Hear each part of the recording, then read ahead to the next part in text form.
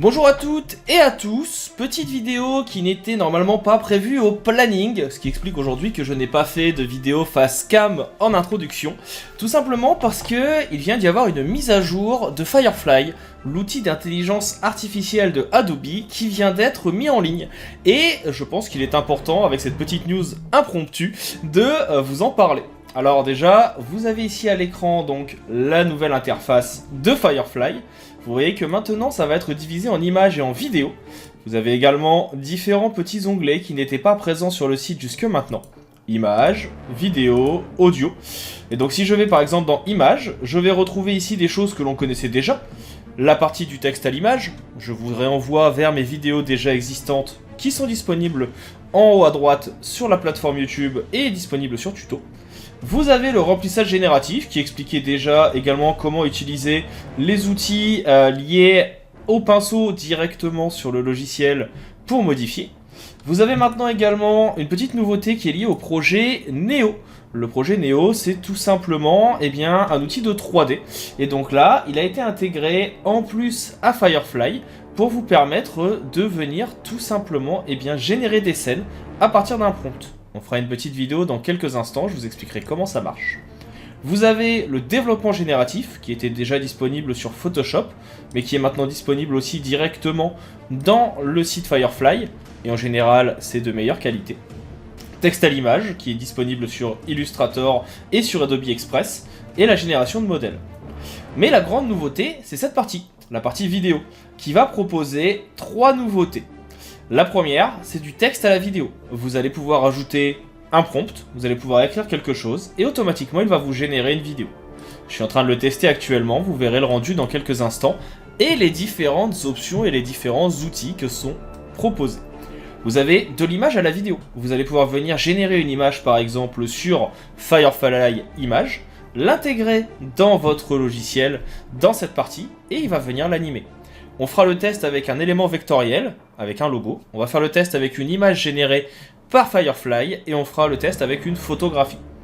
Et enfin, la deuxième grosse nouveauté, c'est la traduction. Vous allez pouvoir venir charger une vidéo, vous allez pouvoir venir charger un audio et automatiquement, l'outil va venir le traduire dans la langue que vous souhaitez. On va préparer ici une petite fenêtre, on va regarder ça ensemble. Dans la partie audio, vous avez la même chose, traduire ici, et ils vous proposeront bientôt de venir faire de la génération d'avatars. Et ça, c'est assez intéressant, mais c'est encore en attente. Enfin, dans la partie image vectorielle, on retrouve les différentes possibilités qui sont liées à Illustrator. Donc voilà pour cette petite introduction. Je nous ai ouvert ici donc un onglet pour chacune des grosses nouveautés, et on va pouvoir venir tester ça. On attaque tout de suite la vidéo suivante, en tout cas la suite de la vidéo, avec la partie génération de vidéos. Passons donc à la deuxième partie. Alors j'ai cette fois généré rapidement sur la partie Firefly, comme je vous l'ai dit juste avant, une petite image qui est tout simplement, j'ai demandé un tigre version steampunk parce que je trouvais ça intéressant, et j'ai aussi généré ou récupéré sur Pexel et sur FreePic une image d'un petit oiseau et d'un logo qu'on verra après, et d'une personne dans une foule. L'idée, ça va être de voir comment, dans la partie génération maintenant, on va pouvoir utiliser tout ça. On va aussi voir comment fonctionne cette façon de générer des vidéos. Déjà, vous voyez que ça fonctionne comme la partie écrit d'image qu'on a déjà vu et que l'on connaît. On vient ajouter ici un prompt, j'ai mis quelque chose de très simple, un samouraï dans le désert qui marche vers un volcan. Et si je lance maintenant la génération, vous allez avoir votre personnage qui va avancer tout doucement vers un volcan. Alors, c'est pas encore parfait, il y a encore quelques petits défauts, mais vous voyez que pour une vidéo, ici, c'est déjà pas mal. Maintenant, ce qui va nous intéresser, c'est deux choses. Déjà, de voir les différentes possibilités de déplacement et d'animation. On sait qu'on ne peut pas générer plus de 5 secondes. On va avoir ici la possibilité de modifier le ratio. Est-ce qu'on veut un écran qui sera vertical ou horizontal? On va avoir ici le nombre d'images par seconde. Par défaut, on est sur du 24 images par seconde, qui est la norme aux États-Unis. Vous allez pouvoir également avoir des échelles. Vous allez pouvoir définir si vous voulez quelque chose qui soit en gros plan, en très gros plan, en plan moyen ou en plan d'ensemble. Vous allez pouvoir venir définir également la caméra. Par exemple, est-ce que j'aimerais avoir quelque chose plutôt en contre-plongée, avec une échelle de plan qui soit en plan, on va dire, moyen ou gros plan, pour être plutôt sur le dos de la personne. Vous avez le type de mouvement. vers le haut, vers le bas, un zoom, et donc vous avez même des explications de ce qui est montré. Donc là, moi par exemple, ce qui m'intéresserait, ça soit d'avoir un type un petit peu caméra portée. Enfin, vous avez ici la partie réglage avancé, qui permet de venir définir ce que vous allez utiliser en termes d'image, je pense, de base. Je ne connais pas forcément le principe. Ici, c'est encore en bêta. À partir du moment où vous avez donc écrit votre prompt et décidé les différents paramètres, vous pouvez lancer la génération. Alors attention, ça peut être un petit peu long. Donc là, je vais mettre la vidéo sur pause jusqu'à ce que ça soit généré. Ça peut prendre entre 5 et 10 minutes suivant la complexité. On se retrouve tout de suite pour vous et pour moi dans quelques instants quand ça aura fini de générer les choses. En attendant, ce que vous pouvez voir aussi, c'est que ici vous pouvez supprimer vos historiques si besoin. C'est toujours intéressant de le connaître. Et nous voilà maintenant avec notre nouvelle vidéo avec les différents paramètres que nous avions ajoutés. Et donc on a bien maintenant un gros plan avec notre samouraï, le volcan derrière. Il y a encore quelques petites améliorations à faire sur la partie ici visage, mais on est plutôt pas mal. Maintenant, ce qui va être intéressant, c'est de se dire, j'ai cette partie-là. Est-ce que je ne pourrais pas la réutiliser? Eh bien, par exemple, ici, je peux venir cliquer sur première image, et ainsi venir y ajouter une photo qui continuerait ce qu'on avait précédemment. J'ai aussi également ici la possibilité de modifier le plein écran et la vitesse de lecture. Mais surtout, ce que je vais pouvoir faire, ça va être venir exporter peut-être ma vidéo, et ainsi y intégrer la continuité. L'autre possibilité, c'est ce que je vous disais juste avant, ça va être de venir animer maintenant des éléments un peu plus statiques. Imaginons ici par exemple que j'ai un logo. Alors on me demande si j'ai les accès, c'est une image qui est libre de droit, qui est tout simplement venue de FreePic. Et donc là j'aimerais avoir mon oiseau qui bat des ailes. Hop. Alors je suis pas sûr de ce que ça va donner, hein, mais on va tester. Donc là, je suis comme vous, on bêta-teste un petit peu l'outil. On va enlever le côté caméra portée, on va enlever ici les différentes échelles de plan, etc. Je ne rentre pas de paramètres, juste je mets l'oiseau qui bat des ailes. Et à mon avis, ce qu'il va venir faire, c'est qu'il va rajouter, donc nouvelle génération, hein, un oiseau qui bat des ailes. Alors là, vous voyez que, à mon avis, comme c'est encore en bêta pour l'instant, il me propose un nouvel abonnement. Mais vous voyez ici qu'on peut venir donc tester les choses. Je vais regarder pour vérifier cela avec mon abonnement. Normalement, j'ai les accès. On voit ça dans la vidéo tout de suite. Je pense que comme c'est une version bêta, malheureusement, il pense que j'ai épuisé mes crédits. On peut bien vérifier que j'ai pourtant bien mes crédits. Donc il y a un petit souci de ce côté-là. Je vous referai une vidéo complémentaire, bien sûr, quand on aura avancé et quand on aura donc la possibilité de tester d'autres choses. Dans tous les cas, comme vous le voyez, c'est quand même déjà bien puissant. On va maintenant pouvoir tester les autres parties avec ici la partie traduction et la partie génération de scènes. On regarde ça tout de suite dans la prochaine vidéo.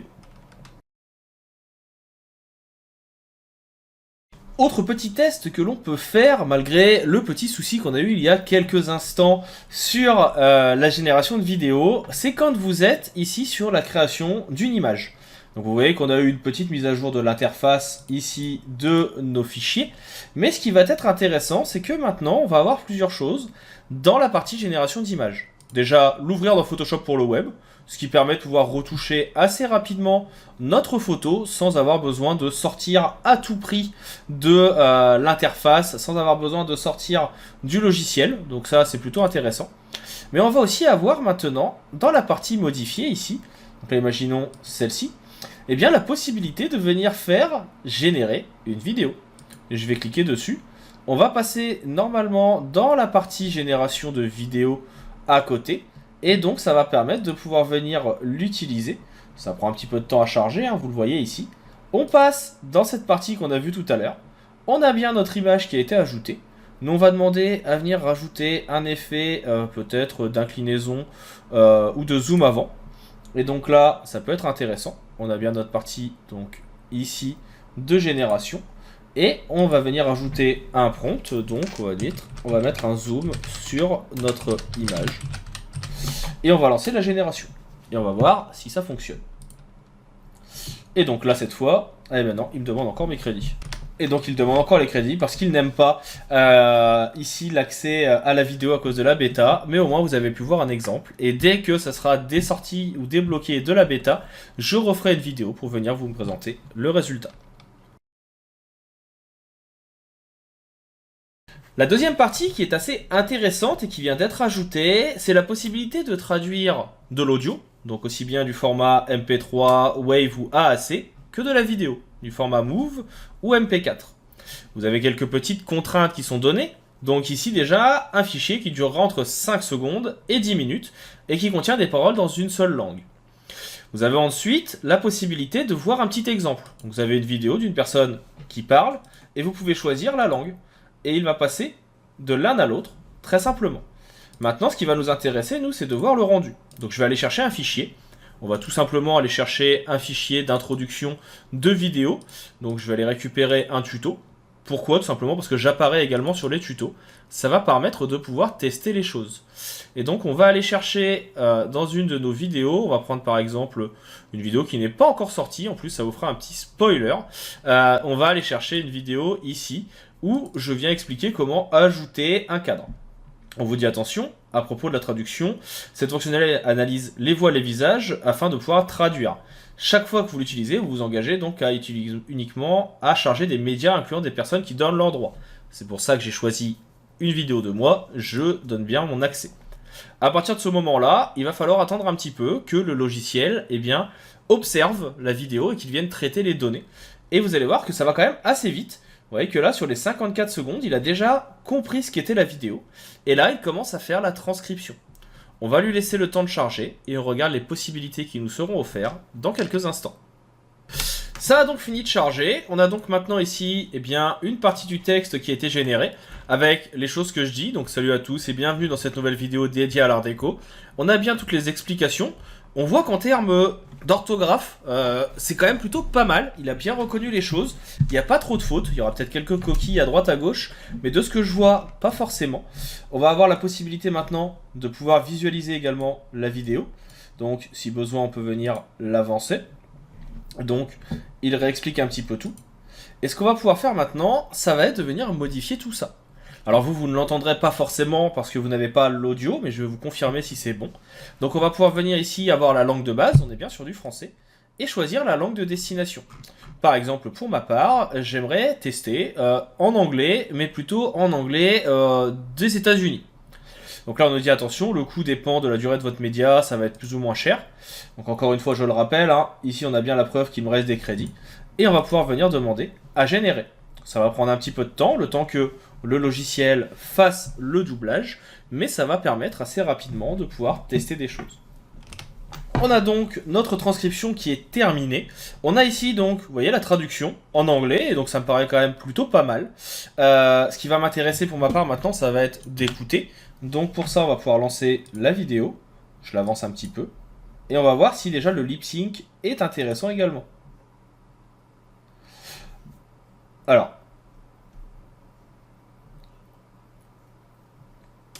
Alors sachez que le lip sync n'est pas exceptionnel, tout simplement parce que donc, le lip sync c'est le fait d'avoir les paroles et les mots qui soient adaptés avec les mouvements des lèvres, parce que l'IA ne travaille pas sur ça. Par contre la traduction est assez bien, on entend bien les choses, donc je trouve ça plutôt intéressant. Ça m'a pris donc un certain nombre de crédits, on va pouvoir venir vérifier mon nombre de crédits mensuels un petit peu plus tard, j'étais à 933, on verra combien il m'en reste à la fin de la génération. Sachez qu'il propose un nombre de langues qui est assez intéressant et assez important, et surtout je peux passer de l'un à l'autre en quelques instants pour pouvoir venir revoir ma traduction. Je peux télécharger ma vidéo, donc ici vous voyez que ça va assez vite, il me l'a fait au format MP4, ça fait 18 mégas, donc ça marche plutôt bien. Et puis surtout à tout moment je peux revenir sur le format d'origine, on va pouvoir venir s'il faut retraduire. Alors là je vois qu'il me dit que c'est un peu complexe, j'ai l'impression qu'il ne veut pas forcément le retraduire tout de suite. Il faudra certainement venir réimporter la vidéo, mais au moins j'ai déjà donc, mon élément qui est fonctionnel. Il me garde en plus ici mon média, avec la possibilité à tout moment de pouvoir dire ce que j'en pense et si je suis satisfait, de pouvoir le retélécharger, de le retrouver. Donc ça c'est quelque chose que je trouve assez cool et qu'il est important de ne pas négliger. On va maintenant passer à une autre partie, c'est-à-dire la partie sur la scène to image avec la 3D, qui va être liée au projet Neo. Projet Neo dont je ne vous ai pas encore beaucoup parlé, mais sur lequel on reviendra quand il sera sorti de la bêta. On attaque ça tout de suite. Pour finir, la dernière grosse nouveauté, ça va être la possibilité, en venant utiliser un prompt, de générer via le projet Neo des éléments 3D.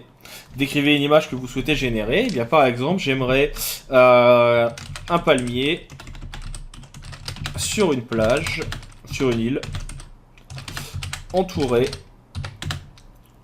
de mer rouge. Vous avez ici la possibilité d'ouvrir le panneau généré, donc qui est le panneau qui est présent sur le côté, qui va permettre de définir un certain nombre de choses. Par exemple, est-ce que c'est quelque chose qui doit être plutôt artistique ou photoréaliste, plutôt tirant vers de la 3D, des références stylistiques ou ce genre de choses. Je ne rentre pas ici dans tous les détails, hein, l'idée c'est de vous présenter les choses, mais de se dire, bah voilà, on pourra avoir par exemple différents outils. Là, je vais venir augmenter par exemple la taille pour qu'on comprenne bien qu'il y a un palmier. Et puis qu'ici, on doit avoir notre île déserte. Et on va venir générer pour tester. Alors on nous dit attention, découvrez de nouvelles possibilités créatives. On clique sur accepter. Et on va laisser donc le logiciel à partir de ce qu'on a mis en place ici. Donc ici, notre palmier qui est représenté par le petit rectangle. Et ici, donc le sol. Et bien on va voir s'il arrive à nous proposer automatiquement une image à partir de cette scène. Ça peut prendre un petit peu de temps à mon avis, mais ça peut permettre d'avoir quelque chose qui soit assez intéressant. Et donc là, vous voyez qu'il nous a généré automatiquement, ici par exemple, un carré avec un palmier. Et donc, il nous propose différentes petites choses, par exemple pour du jeu vidéo, que l'on pourrait réutiliser un petit peu plus tard. On pourrait demander à ce qu'il y ait ici, donc, notre force de la forme 3D, un petit peu moins. Force de la couleur, un petit peu moins aussi. On peut venir demander à ce que ce soit un peu plus artistique. On peut demander ensuite à venir générer et il va nous reproposer automatiquement quelque chose. On attend encore quelques instants, ça peut prendre du temps, maintenant vous en avez l'habitude, mais vous voyez que ça peut proposer des choses assez rapidement. Le fait d'avoir ici, vous voyez, demander à ne pas respecter forcément la forme 3D, on retrouve ici notre forme. Si je viens augmenter la forme 3D, on régénère encore une fois et on regarde ce que ça va donner.